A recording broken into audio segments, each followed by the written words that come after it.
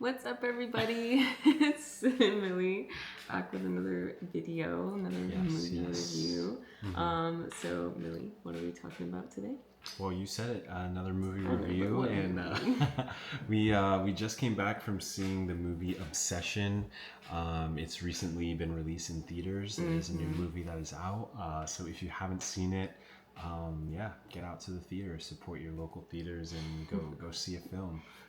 Yeah, true. Yeah. So I mean, should we kind of break it down, or what do you want to talk about the concepts first? Let's get into the concept. Yeah, you start us off. All right. Well, the concept was basically a wish stick, I guess, a wishing stick, a wishing willow. Yeah, wishing willow. Where it's like you get one wish, and whatever you wish for actually comes true. Right. Yeah, which is the premise, and essentially the main character, one of the main characters, the guy, he has someone in his friend group that he has a crush on. He is essentially afraid to actually tell this person how he feels. Yeah. Has so many opportunities to tell this person how he feels, refuses to do so, just doesn't and then relies on using this wishing willow in order to essentially get his wish to come true. Yeah. So basically, also spoilers, because we're just gonna chat about the whole movie. So. If you haven't seen it, go see it. This is your opportunity to skirt out of here, because there will be spoilers. Yeah, we're just gonna talk about the whole thing. So basically, Yep.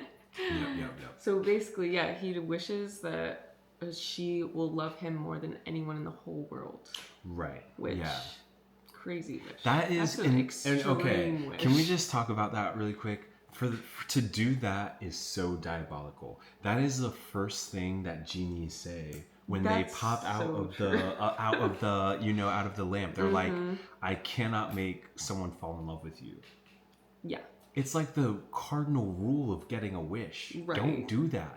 That is so manipulative. Yeah, 100%. Because it's just not, and we come to find this out later, it's just not the person. It's not the person. Right. So the whole thing. That's number one. Crazy. So that's number one. Don't do that. Don't do that. And here's the thing, the guy has this crush and has so many opportunities to tell this woman how he feels, and he just doesn't, and he just won't do it. He just refuses to do that, and so takes the easy way out, of course. Makes a wish. I mean, she literally, before he made this wish, she had come up to the car and been like, do you like me? Literally said that to his face, verbatim. And he goes, no, I think we're better off as friends. Yeah, I think we're good friends. And she was like, okay.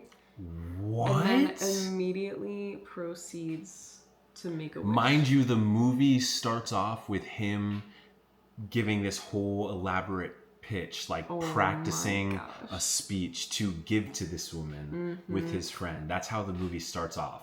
And so he had been practicing this entire speech and still did not have the balls to say it to her when he had plenty of opportunities. Yeah. So, I mean, first... that's just getting that out of the way. Now we'll get into the crazy parts. Yeah, I mean... So basically, after he breaks this stick and makes a wish that this woman will love him more than anybody else in the world, she essentially is possessed. It is no longer her. We get a good vibe of what her personality is up until that point in the film, and you can tell it is a different person. Yeah, 100%. Even the thing she's saying when she first takes over the body is weird. She says, "Oh yeah, we're sad about my cat." And he was like... She said, I'm sad about my cat dying. And he was like, you mean my cat? And she was like, yeah, your cat. Right, yeah. Okay, sus. So huge red flag. Also, they had just ended their night on an awkward, kind of unpleasant note anyway. Yeah. And so the fact that he wasn't even cute. Well, he was cueing in on how weird she was acting. He was, yeah. She was very pushy, very different, being asking him to come inside, and then he was like, no, what are you doing? I don't understand what's happening. It was like weird. Yeah. Like he knew it was weird. He knew it was knew off. it. Like from the jump, from the get-go, he knew it was off. Yeah. But he also looked down at the wrapper and knew that it was probably because of his wish stick. So it's like he knew what he was doing all along. Yeah. And yeah, it was clearly not her. And because I think outside the car there was a moment where the real person like came back a little bit. That was the other thing. She kept like popping in at random moments. You would never really know when it was gonna happen. Yeah. She would just like pop back into her body and like freak out. She'd be like, where am I? What's happening? Exactly. And that was the first time it happened outside of the car, and she was like, what the heck? Like where am I? Yeah, like actually like kind of nuts. And then essentially, yeah, the guy just being the epitome of the male loneliness epidemic, even though he knew that that was not her. This woman was his good friend in his friend group, someone he was around very frequently. Worked together. Yeah. He knew she was acting completely differently because the day after this interaction, he goes and tells his boy about this, and he's like, yo, something is wrong with her. Yeah. She's having like a psychotic thing. She must be going through something. Her dad is sick, you know, like all of these different she said things. her dad was sick, which was like she went in the house and couldn't stay there, and then was like, I need to come to your house. Exactly. And she slept over his house at his place, which was also like so crazy to do. And again, like it was so clear that she was not into that, and the night was not leaning that way at all, and he also knew that. And still, and she literally tried to set her girl up, right? and be like, she likes you, exactly. Do you like her? Like teeing him up, giving him the layup, and he was not going for that. No. And yeah, he was still just kind of in for that, going for it. And then they had the whole first like interaction on the bed. You remember? Yes, they were kind of getting intimate and like intimate as much as you can when you're not conscious. Right. And then she woke up for a second and was like, and, what the fuck? And like jumped back off. Fell off the bed, literally. Yeah, that was nuts. Yeah, that was crazy. So crazy. But essentially, yeah, like because it was not her, so she was not in there. And she like came to consciousness however often. And again, another massive red flag for the guy, but he just... Yeah, literally put his blinders on. I mean, he was low key like in it. He was kind of committed to it. Okay, so then I mean, when he was even telling his friend about the night before, you could kind of see like a lot of the stuff was like weird in like corners and backgrounds and like things that you kind of psychologically are like, I don't like that. Because his back was turned to her, but you could just see in the background she was like watching them. It was blurred, and she was like watching the whole conversation, whole time, the whole combo with this creepy like smirk on her face. Yeah, so weird. That was nuts. Yeah. You could tell like it was not the same person. She was fully off, and it just like kept progressing. Like she was just like, I think the next big thing that happened was one of the nights, because again, she did not leave his place after this. Like she was just living with him, and he was just letting that happen. They were just like going out, doing stuff, boyfriend and girlfriend, just dating, right? And she's just perpetually at his place. But one night, for whatever reason, he wakes up in the middle of the night. It's like 3:45. He wakes up, and no one is in the bed. 3:45 on the dot. No one is in the bed with him. I hate this. Was so creepy. And he's like, I forgot her name, Nikki. He was like, Nikki, looking and, like, around for her. What? You all right?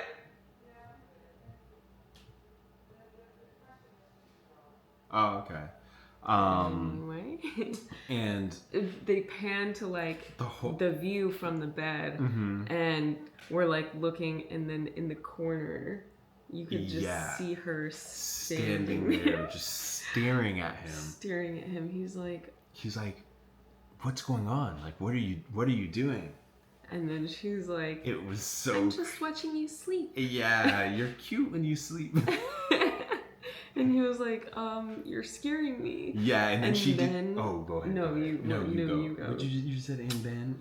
And then, because I don't know if you were gonna say something before what I'm saying about like her sobbing. No. Oh, before her sobbing. Yeah. Oh, I don't know. I was just gonna say she did that like creepy step thing. She like stepped into the light temporarily and said something, and then like stepped creepily back behind into the corner, like into the shadow, weird, like, and then was like, "Go back to sleep." Yes. Something so crazy. But she was like sobbing about her dreams. Remember when her face looked all like contorted in the darkness? Wow, yeah. That was crazy. So creepy. Yeah, in that scene they did a really good job of like using the shadows and the darkness of the room to like play in. Yeah, the cinematography in the movie was actually like really amazing. Yeah, and if they you didn't, really like go. They really kept her in like some ominous, shadowy kind of moments of like you can't really see her, but you can like tell something's not and right. you could tell like the face was different, like again, like you could tell it wasn't her, like it wasn't her at all. And like they did this, their budget was like under $1 million, so pretty crazy that they were putting all of these like cinematographic elements in there. And there was also one thing that happened I wanted to say. Well, I forget what night it was like pretty early on, but something had happened where oh, right. It was right after she got into bed, right? After that moment. After this moment happened. Yeah. So he like calls us out. He's like, please get into bed. Because again, this guy is such a wimp. He's like freaking out. He's so passive. Just anyway. Yeah. But he's like whimpering, telling her to get back into bed. She gets back into bed at this point and just like snuggles up on him like nothing happened. And she's just like, and then he tries to sneak out of bed. We're sitting there like, now's not the time. Now's not the time. And he's like taking the blanket off him. I'm like, now's not the time for that. And then what happens as he's like, like trying to get out of the bed, she's just laying there still and then just screams. She's like, stay. Yeah, like just screamed at him. And then it just cut to the next day. It was nuts. So nuts. And then the day that he was working and she wasn't working, right? She like duct taped the entire door shut, and she was like, he was trying to open it, literally so determined, like just he's like pulling on the door. There was duct tape on every inch of the door. There was like, not a single. And then as he's like opening the door, she's like, "Oh, can you not get the door open? Well, you could just stay." Yeah, you could just not go to work. He's like, no, I got it. And pulls the duct tape off. That was crazy. Oh my god, yeah. Because then when he shut the door, she just stood there smiling, staring at the door. That was crazy. Again, just another sign it wasn't her. Herself. Slash like watering herself because of the willow aspect. Yeah. And then when he went to work, because the whole thing at the beginning of the movie was like when his cat died. When he went to work, she like packed him lunch. Oh my god. And the night before they had been talking, they went on like a date, and again, like he is trying to act like she is normal, even though it is very clearly not her. She's not normal. And like the night before he was telling her like how he wanted to do something like be a food critic or something, right? And then he like had gotten the call in the middle of the dinner. He got the call from his friend, right? And the friend essentially was like, yo, she was lying about her dad. Her dad is fine. Yeah. Like you need, and in the background while he's on the phone, you gotta pay attention. When you see this film, you gotta pay attention to the background. And in the background, you see her get out of the booth and just creepily like walk in and look at him while he's on the phone. Oh my gosh. Man. And then when he got back to the table, said something to her about it, was like, did you lie about your dad having cancer? And then she literally immediately like face dropped, and she was like, no, why are you doing this? Started screaming. I thought we were having a nice date. Stands up in the restaurant. Oh man, everybody's looking over there. He's like, no, shh. Just sit down. And she's like having a mental break. Literally. Yeah, it was crazy. It's not her fault, but true. Again, like, it was clearly not her. Nice date? He knew it wasn't her. It was not the same person, and he knew that all along. Deep down, he knew it. So anyway, another thing that happened was they go to this party, right? The guy did not want them to come to this party. He was like, yo, you guys are being mad weird. You guys are coming on thick. This doesn't make any sense. We don't want you guys there. The friends like kind of guilts him into it. Yeah. And then tells him, okay, you can come, but it's going to be a guy's night only. You cannot bring her. And oh my god, yeah, because when he got back from work, she was still just standing in the same spot, had like stuff all over her, like, had like thrown up, like yeah, had like stuff cat food or something. Yeah, it was just like a scary sight. Like, yeah, and then he said something about her about like, I don't know if he even it was said like this, as about soon as cooking he the cat, because she gave him like a cat sandwich. The whole thing about the dinner the night before was because what they were talking about, like him being a food critic essentially, and then she packs him lunch the next day and is like, my little food critic. And then on the back of the sticky note, and she wrote like, what's the verdict, and did like semicolon cat ? And he had taken bites of the sandwich and everything already. Just like eating it, and we knew as soon as we saw it, we were like, something's probably not right with the food. And he just ate it so willy-nilly. Didn't think about it. Yeah, so he essentially ate his dead cat. Yeah, and just so gross. And so he confronted her about that. Confronted, barely. She basically goes into the word. Bathroom, slams the door, because and she's cleaning herself up. And then he's just like, "What you did with the cat was wrong, and I'm really upset about it." She's like, Okay, honey. Okay, honey. Like, literally was nothing. Was not a confrontation. Was not even a real conversation whatsoever. And then he tells her about, like, boys' night. Then he says, what's his name is having... And he's, like, shaking at this point. Yeah. Him, like, visibly shaking. And then you just hear the water. Screeches off. Like, she slammed that thing down. She's like, what? So anyway, needless to say, she ends up going to the guys' night. Yes. Which was very clearly not a guys' night. There were many other ones there as well. Yeah, so. But it was just because of how they've been acting. So no one wanted her there. But anyway, there's one part of the night that we have to check. Yeah, we have to, because she woke up. When?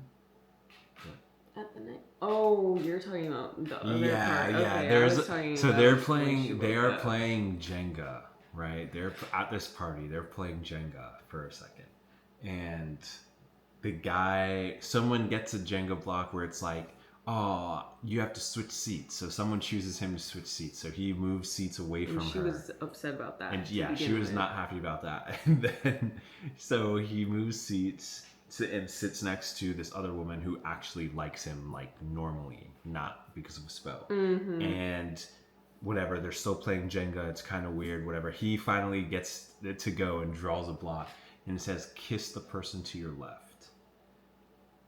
She stands immediately, like, stands up and knocks over the blocks. Like a child, like, knocks over the block, stands up, and it pans to her, and she just is like... We broke out laughing. We thought that was hysterical. There was some comedic relief. Yeah, there was some comedic relief in there, but she then walks around the circle of everyone playing Jenga, physically grabs this woman's chair and pulls it out of the way. Yeah, or actually, like, slowly pulls it back. Yeah, slides it out of the way. And then, like, crouches down and... sits, like, squats in where that other woman was sitting, squats down, looks at the guy and goes... literally. And then waited for a kiss. Yeah, I was like... I know, you didn't give him a kiss. That's what she was waiting for. Literally, but yeah, exactly. But it was just dead silent, like painfully awkward. Everyone was like, "Oh, they're not okay." Yeah, everyone was like, "Oh, these people are not okay." Yeah, and then I mean, literally within a short bit of time after that, she like woke up again. Yep. Yeah, she did. Screams. Yeah. It's not me. It's not me. Smashing a bottle on the table. Yeah. Smashes it. Yeah. And tries to kill herself. Yeah. She was trying to do something. Yeah. Stabs herself with the bottle. Yeah, it was crazy. So yeah, some of the times when she's like waking up, it's like very unexpected. You never know when it's gonna happen.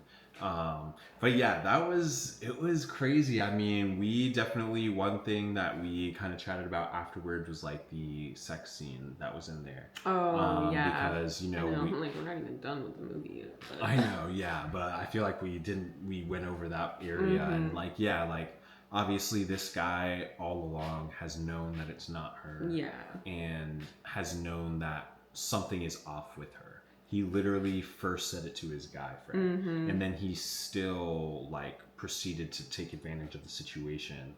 And when they are in that like scene, like you can kind of just tell like she's pretending to enjoy it because she's the possessed version of herself, but her face, you can tell it's just like she's acting, but not actually enjoying anything. Like not actually present for what's, it's assault, right? Like she hasn't consented to that, and he knows that because he knows it's not her. It's like a possession, whatever entity is using her body, and he is taking advantage of that. And that scene did a really good job of displaying like the discomfort and awkwardness of her body itself. Yeah. Despite the like sounds that the possession was like making. Facts, definitely like really plays on the kind of idea of male loneliness epidemic kind of throughout the movie, because you can tell he is very much aware that she's not acting right, but very much like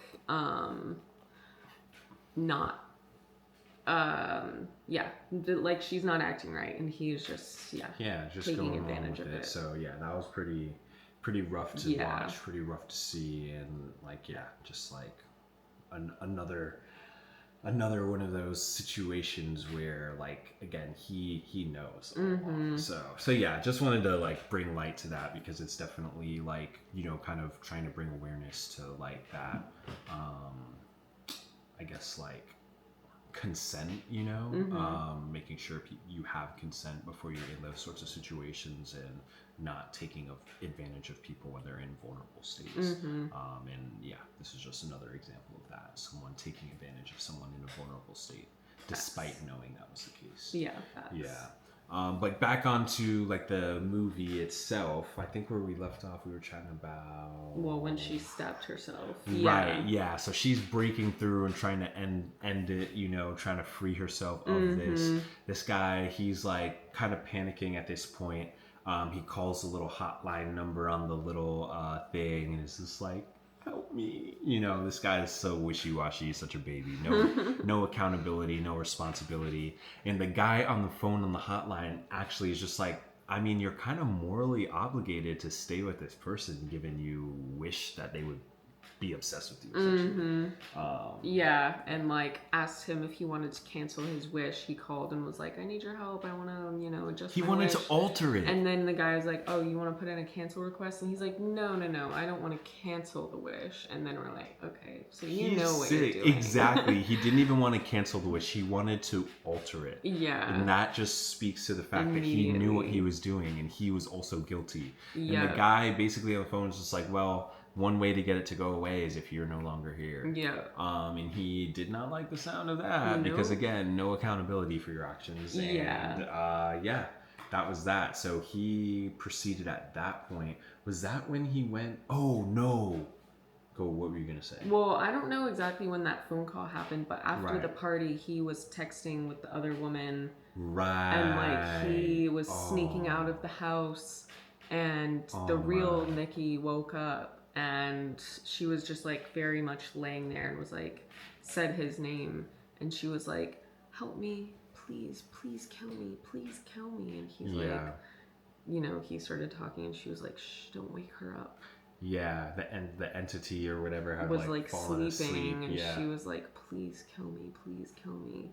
And yeah, it was like the subconscious. Yeah. And then he went and met with the woman at the park. Right, but you see, in that moment, the thing that really annoyed me was that how he responded to her, right? The first thing he says is not like, oh, you're still in there, or oh, I want to try and get you back. His first response is it that bad being with me?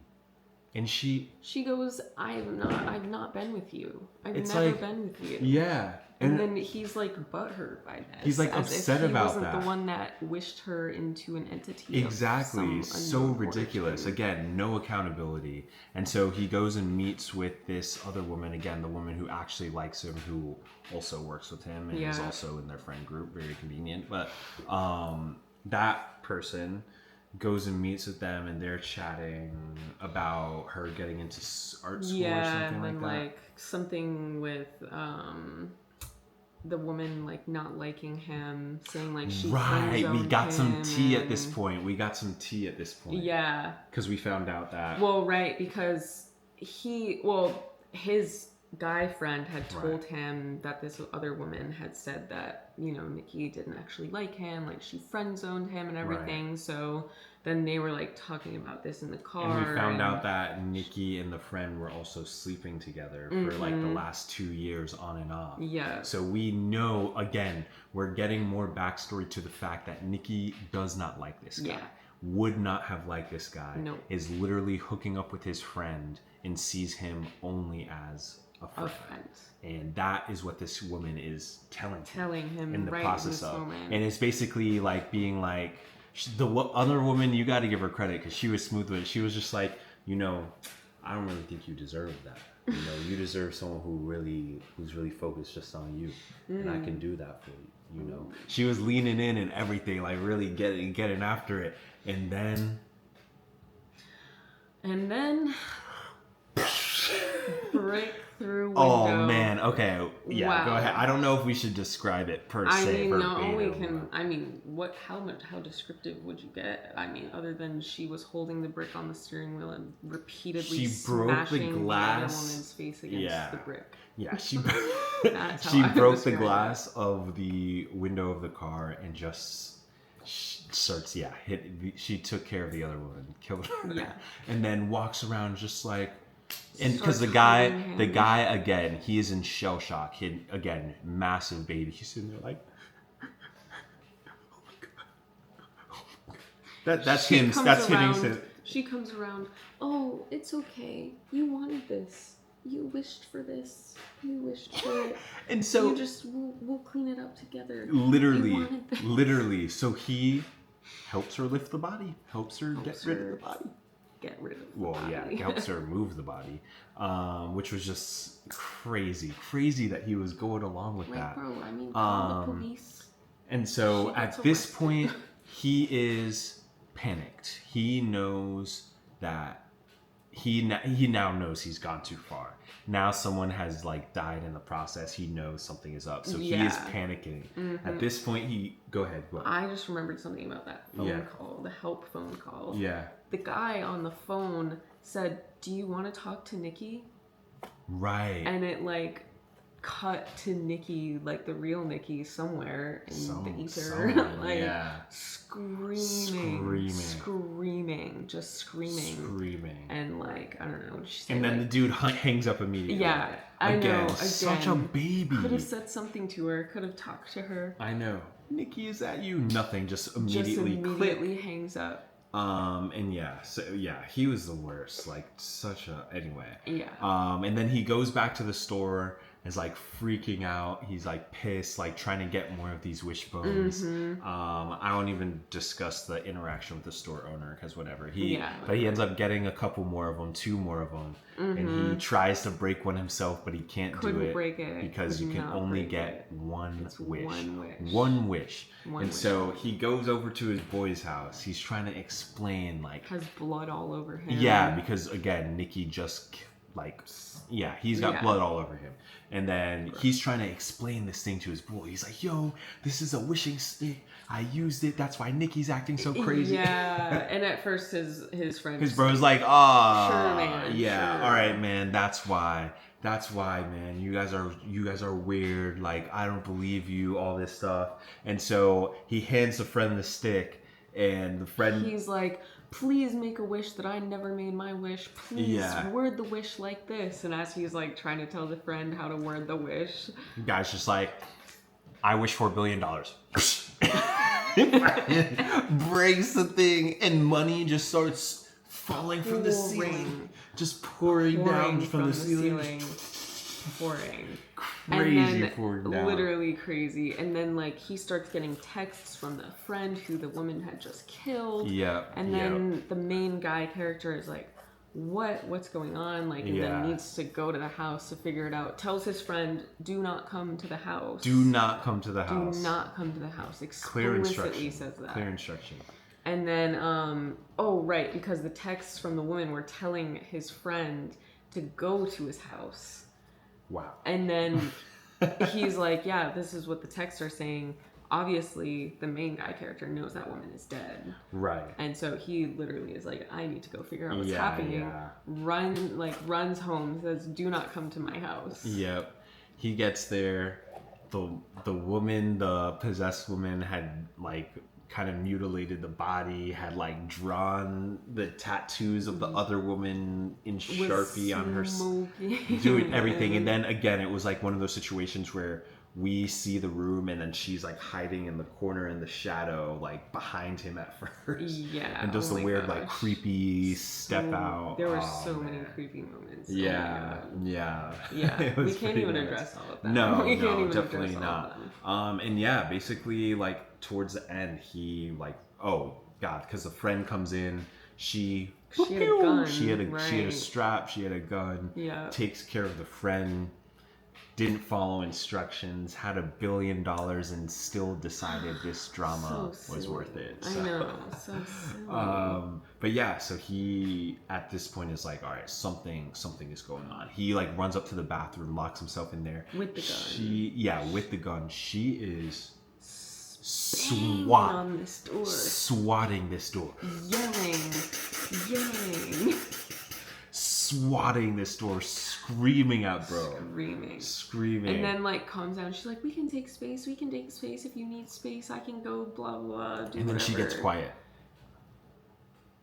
And then he is contemplating how he's to like, unalive himself. Right. He wanted to do that thing to end this all. And he ended up popping a couple, how his cat went, taking a couple of those pills, whatever. He does that, and then as he's sitting in the bathroom, something washes over him. Yep. And he walks out of the bathroom, goes over to her, and they're just like hugging and kissing. Start kissing, and then like nothing happened. Like pans they're both away. covered in blood. Yeah, covered. Yeah. And then it like pans away to like the wishing willow on the table, so we obviously can infer that she made a wish that he would be obsessed with her as well, and it worked. And so as they're, it worked. He had changed, and then as they're like kissing, making out, whatever those pills he took started kicking in. So he's foaming at the mouth. She's panicking, freaking out, screaming, crying, all the bits, all the stuff. And then she grabs the gun that he had and is about to do the unthinkable, right? And then because he died, like passes away, the curse ends. Yeah. She's freed from the wish. So she's like about to do something, and then boop, she wakes up. And she's woman is like waking up out of a blackout, literally. Wakes up to holding his dead head in her hands. She like pushes the body off of her and just looks around, freaks out, and then just starts sobbing. Yeah, loses it. I mean, straight to the psychosis. Yeah, just lost. Yeah, she ain't gonna be all right. Let's say that. No. But yeah, I mean, crazy. Yeah, that's how crazy. That was the film. Yeah, I mean, so what was it called? Obsessed. I think. Okay, so Obsession. So what? Scary movie rating. What do you want to give it? Or maybe thriller. Yeah, I mean, psychological horror. I honestly thought they did like a really good job. Yeah, okay. I would honestly give them like an 8 to 9. 8 to 9 out of 10. Wow, honest. That's brilliant. I just feel like they did a really good job with the cinematography, like creating those creepy, dark, like mentally or like psychologically, just like kind of make your skin crawl type of moments. Yeah. They had a lot of really good, scary jump scares. Yeah. The storyline was great. I thought it was a really strong storyline. Storyline was good. So yeah, I would say the acting was really good too. Yeah. A lot of lesser known actors, so that was also pretty cool to see as well. Facts. And I mean, I think you had already mentioned about the producers. Or the producer being like a younger person. Yeah, I think it's like a younger, like also lesser known like producer. So yeah, like I don't know, all around I thought it was really good. What about you? Yeah, I agree with you. I think you made a lot of good points. I would give it a 7 out of 10. Yeah. Really like the storyline. Really like that it like talks about kind of some real things. Like there's like some allegories for some things that are actually happening in the world today, which I feel like the movie did a good job of bringing light to. I think they did a really great job with the lighting, with the creepiness element, with some of the scary parts. They caught us off guard a few times. There's some jumpies, some flinch moments. So I think all in all, it was a really good watch. I feel like it had our attention from the get-go. We were locked in. We were really focused on the film. It did a good job of keeping you locked in from start to end. So I think it's worth the watch, and I think it was a great film, and it's doing really well in the box office. So our recommendation is it's worth the watch. Definitely, I would definitely recommend you go see it. Go see it. Get out, go see a movie. You know what I'm saying? Go do something nice. Go see it. Yeah. So we really liked it and thought it was an enticing film, and I'm glad we went to see it, and that's all. Yeah, those were our thoughts on the new movie called Obsession. And if you made it this far, thanks for watching. We recommend. See you next time. See you next time. Peace. Bye. Where's the button?